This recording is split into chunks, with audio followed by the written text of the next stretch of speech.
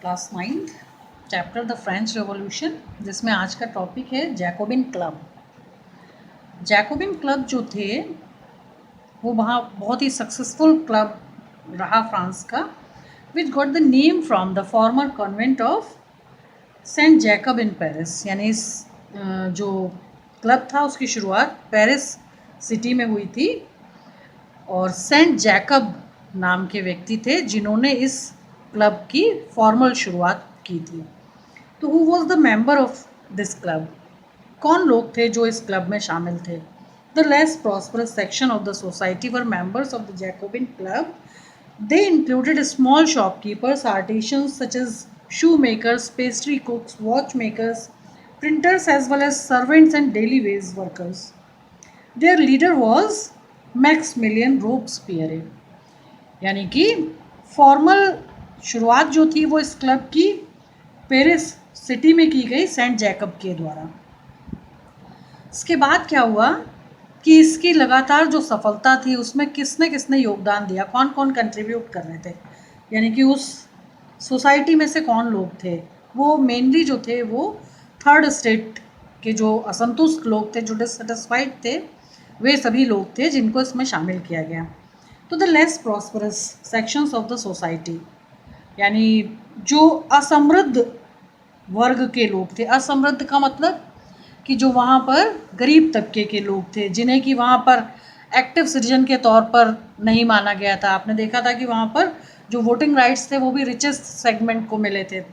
तो जो less prosperous लोग थे, यानी कि जो गरीब लोग थे, जिन्हें वहाँ पर अधिकारों से वंचित रखा जा रहा था, जिनके राइट्स जिन्हें नहीं दिए गए थे, वो लोग इस क्लब में मेंबर्स के तौर पर शामिल किए गए।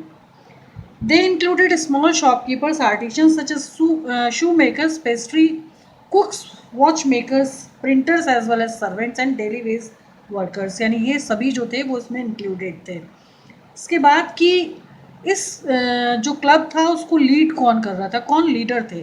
तो मैक्सिमिलियन रॉब्सपियरे नाम के एक व्यक्ति थे जो कि फ्रेंच रिवॉल्यूशन में बहुत अधिक कंट्रीब्यूट कर रहे थे, जिन्होंने इस क्लब को उन्होंने उसका मार्गदर्शन किया और उसको लीड किया उन्होंने, तो लीडर कहलाए। फिर उसके बाद क्या होता है कि नेक्स्ट टॉपिक जो है 4 rights mention in the declaration of rights of man and citizen. यानी वहाँ पर पुरुषों और नागरिकों को लेकर जिन अधिकारों की घोषणा की गई थी उनमें से 4 राइट्स जो थे वो मेन थे। तो rights of man and citizen, यानी कि यहाँ पर नागरिकों की जो अधिकारों की व्याख्या की गई उसमें 4 राइट्स को शामिल किया गया। नंबर 1 था राइट टू लाइफ, सेकंड था फ्रीडम ऑफ स्पीच, थर्ड था freedom of opinion and fourth था इक्वलिटी बिफोर लॉ। तो ये 4 राइट्स थे। Right to declaration was regarded as revolutionary document, क्योंकि फ्रांस ऐसा पहला नेशन था जहाँ लिबर्टी और फ्रीडम की बात हुई, जहाँ डिक्लेरेशन ऑफ राइट्स हुए। यानी कि पूरे यूरोप से हटकर अलग तरह की घटनाएं फ्रांस में हो रही थी। तो जो सिनेरियो था फ्रांस का जिसमें कि राइट्स प्रोवाइड किए गए थे, वहाँ पर क्या हुआ कि एक रेवोल्यूशनरी डॉक्यूमेंट बना। यानी जो राइट्स थे उनको एक ऐसा डॉक्यूमेंट माना गया जो रिवोल्यूशनरी चेंजेस वहाँ पर ला रहे थे, और उसके कई सारे रीजंस थे। तो नंबर 1 था यहाँ पर, यानी रिवोल्यूशनरी डॉक्यूमेंट क्यों माना गया, क्रांतिकारी दस्तावेज क्यों माना गया, उसके कारण क्या थे? तो नंबर 1 था कि it abolishes the privileges and power. यानी राइट्स के डिक्लेयर होने से वहाँ पर क्या हुआ था कि जो प्रिविलेजेस दी जाती थी फर्स्ट एंड सेकंड स्टेट को, मीन्स की नोबिलिटी एंड क्लर्जी को, इनको एबॉलिश किया गया। जो पावर्स थी उनको एबॉलिश किया गया। तो ये एक बहुत ही रेवोल्यूशनरी चेंज था जिसके कारण कि ये इस डॉक्यूमेंट में एक एविडेंस बना। सेकेंड था it provided equitable distribution of the burden of taxation, कि अब जो एग्जेम्प्ट 2 ग्रुप्स थे, क्लर्जी एंड नोबिलिटी, जिनको कि कोई टैक्स नहीं देना होता था, अब क्या हुआ था कि उन्हें भी equitable distribution of the burden of taxation, कि अब उन्हें भी समान रूप से टैक्सेशन जो है वो टैक्स जो है वो पे करने होते थे, उनके ऊपर भी समान वितरण भार था टैक्स का। तो इस प्रकार से समान वितरण प्रणाली जो थी वहाँ पर टैक्स की, वो इसके कारण प्रारंभ हुई, जो कि एक क्रांतिकारी साक्ष्य बना। नंबर थर्ड था, it declared source of all sovereignty resides in the nation and it's people, यानी कि सभी जो वहाँ पर रहने वाले जो पीपल्स थे उन सभी को संप्रभुता प्रदान की गई, और उस संप्रभुता के कारण जो है उन्होंने उस संप्रभुता के कारण जो है वो उन्हें लिबर्टी और फ्रीडम का जो कंसेप्ट पहले से चला आ रहा था वो कहीं अपने आप को उससे कनेक्ट कर पा रहे थे।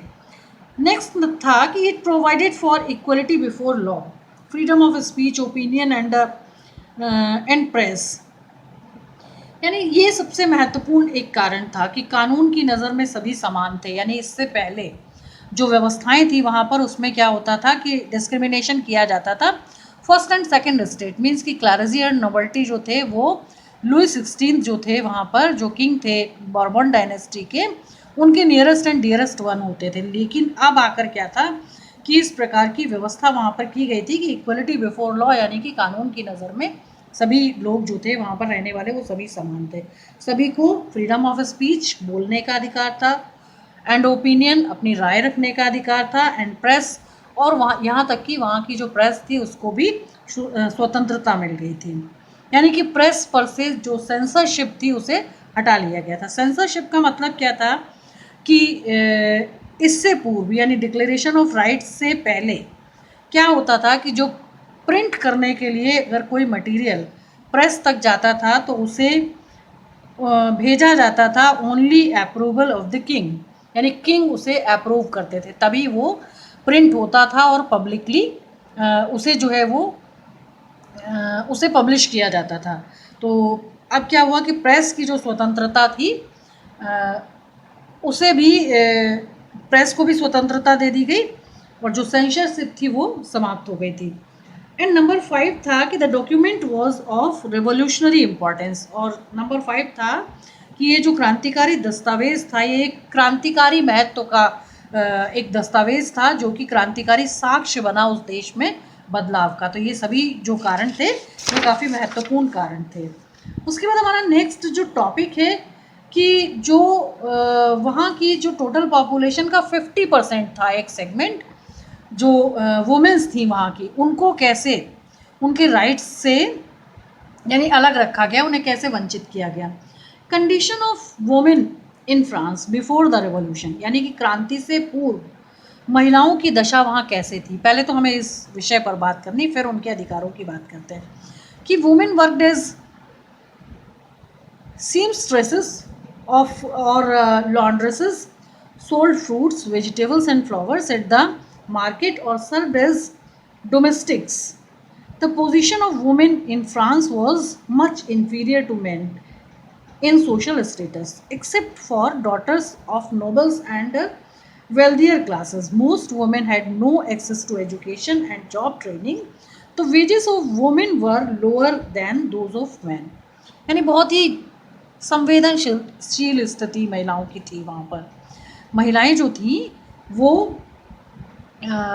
लॉन्ड्रीज़ में कपड़े धोने का काम किया करती थी, फल और सब्जियाँ, फूल बेचा करती थी, यानी छोटे छोटे काम जो थे वहाँ के किया करती थी, और सर्व्ड एज डोमेस्टिक्स, यानी कि घरों में भी अपनी सेवा प्रदान किया करती थी।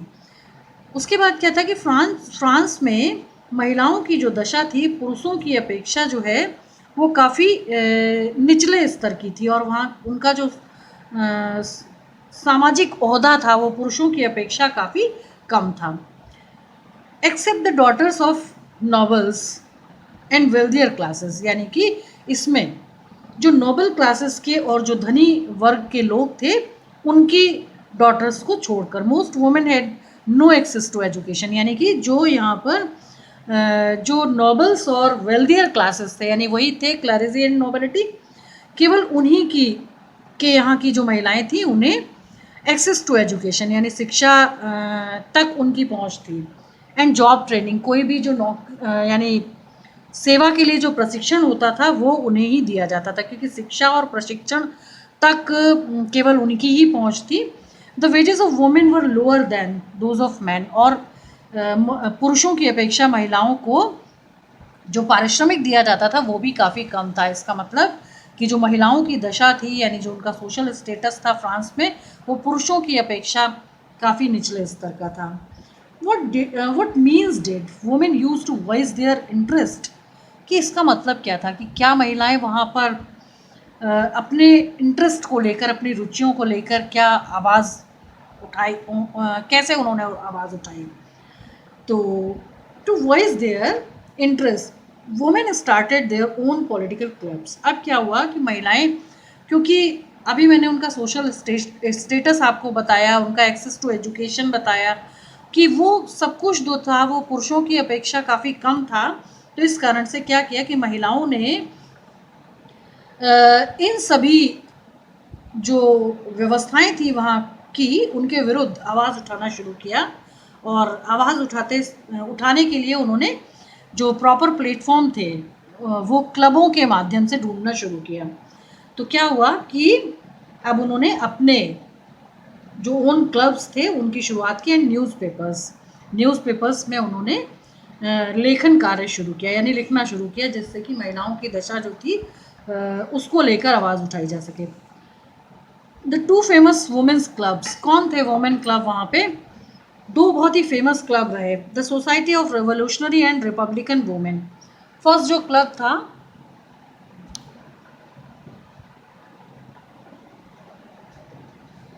तो to voice their interest women started their own political clubs and newspapers. जो महिलाएं थी उन्होंने अपने इंटरेस्ट के लिए वॉइस रेज करना शुरू किया, और उसके लिए उन्होंने प्रॉपर प्लेटफॉर्म ढूंढने के लिए उन्होंने अपने क्लब्स की शुरुआत की, और न्यूज़पेपर के थ्रू भी उन्होंने लिखना शुरू किया। टू फेमस वुमेन्स क्लब्स, यानी बहुत ही जो फेमस क्लब रहे फ्रांस के महिलाओं के योगदान वाले, वो कौन थे? The society of revolutionary and republican women, ये वहाँ के क्लब थे। एक था रिपब्लिकन वुमेन और दूसरा था the society of revolutionary. Women were disappointed by the constitution of 1791, यानी जो declaration of rights for only main and citizens जो था, उसके कारण यहाँ की जो महिलाएं थी वे बहुत ही डिसअपॉइंटेड हुई, क्योंकि 1791 में जो कॉन्स्टिट्यूशन आया उसने उन्हें निराश किया। और उन्हें इसलिए निराशा हुई क्योंकि it reduces them to passive citizen, उनको पैसिव सिटीजन की जो कैटेगरी थी उससे वंचित रखा गया। अब एक इम्पॉर्टेंट फैक्ट है कि महिलाएं जो थी उनको एक प्रॉपर लीडर की ज़रूरत थी अपने जो आंदोलन वो कर रही थी, यानी जो उन्होंने शुरुआत की थी अपनी वॉइस रेज करने की अधिकारों के लिए, उसको लीड करने के लिए एक प्रॉपर उनको लीडर चाहिए था। तो एक वहाँ की लीडर थी जिनका नाम था, जो वुमेन थी उनका नाम था ओलंपी डी गॉर्जेस, और इनका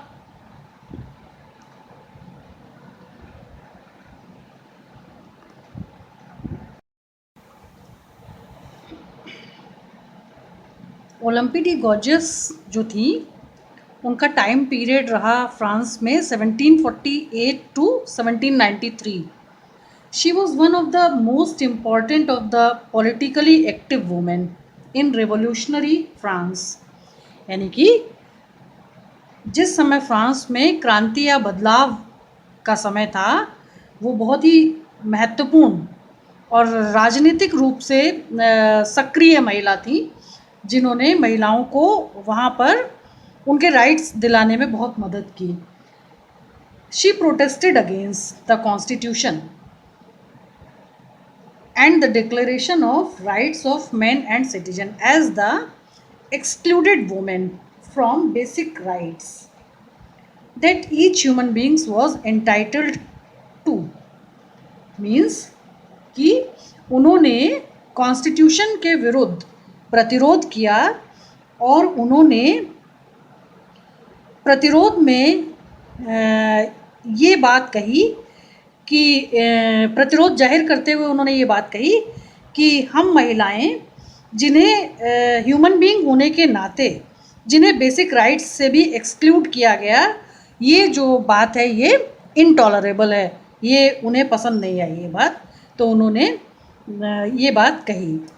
सो इन 1791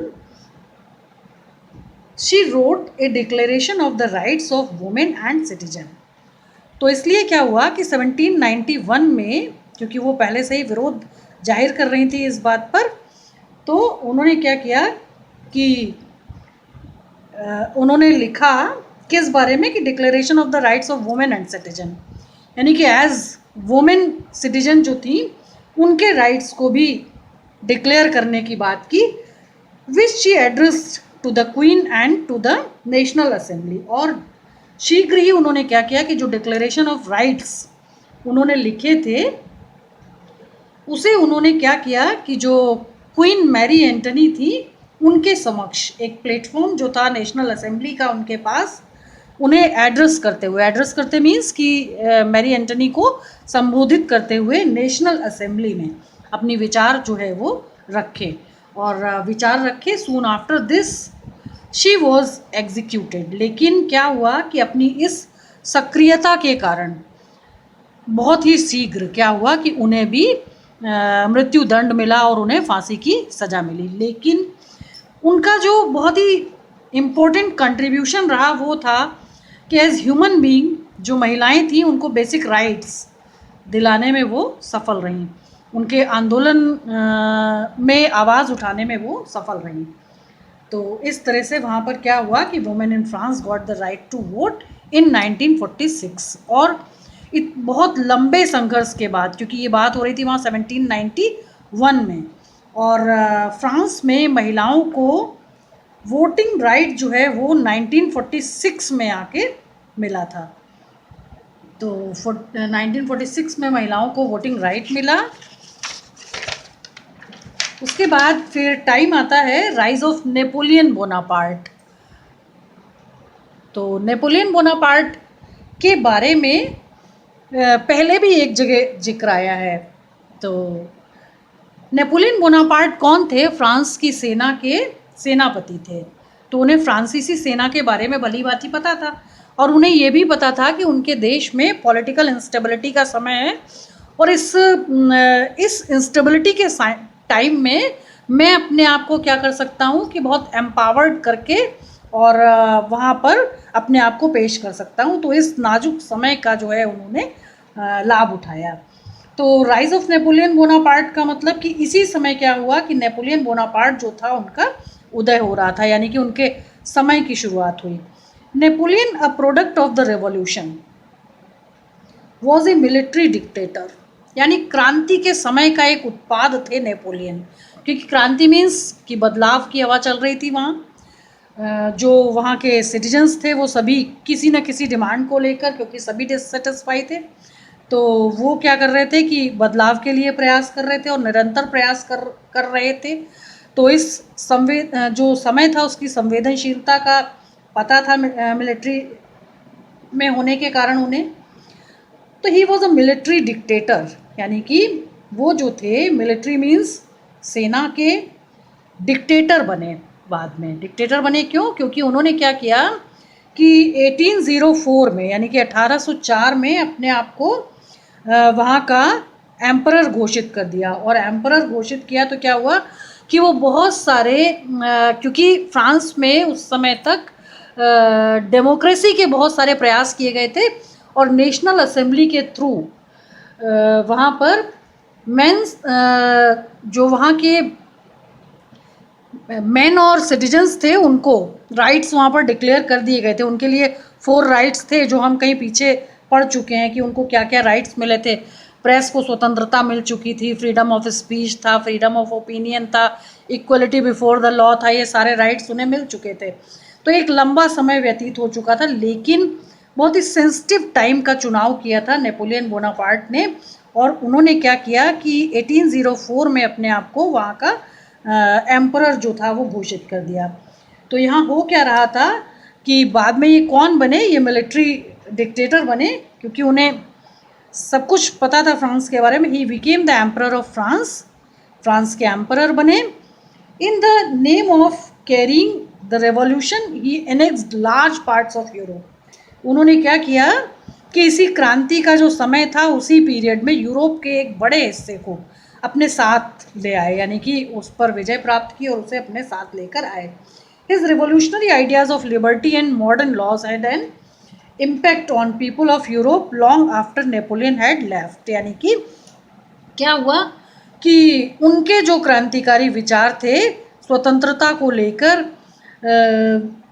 उनका प्रभाव यूरोप में एक लंबे समय तक रहा। साथ ही उन्होंने कुछ मॉडर्न लॉज लेकर आए, जो पुराने लॉज चल रहे थे वहाँ पर उनमें उन्होंने इम्प्रूवमेंट किए और इम्प्रूवमेंट करके उनको इम्प्रोवाइज वे में वहाँ पर लागू किया, इम्प्लीमेंट किया। तो ये सारा जो कंट्रीब्यूशन था उनका रहा और फाइनली 1804 में उन्होंने अपने आप को एम्परर घोषित कर दिया। अब है कि उनकी अचीवमेंट्स क्या थी, क्या चेंजेस लेकर आए थे वो।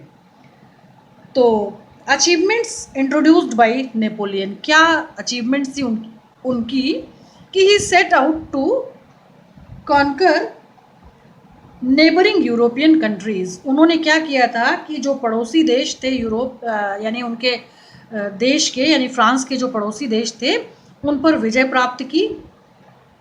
डिस्पोजेसिंग डायनेसिटीज़, यानी कुछ ऐसे वंश जो उनके पड़ोसी देशों में विवादित थे, उनको वहाँ से डिस्पोज कर दिया, निकाल दिया। एंड क्रिएटिंग किंगडम्स, और उन देशों में अपना जो राज्य था उसे स्थापित किया। Where he placed member of his family, और बाद में उन निष्कासित जो लोग थे, एक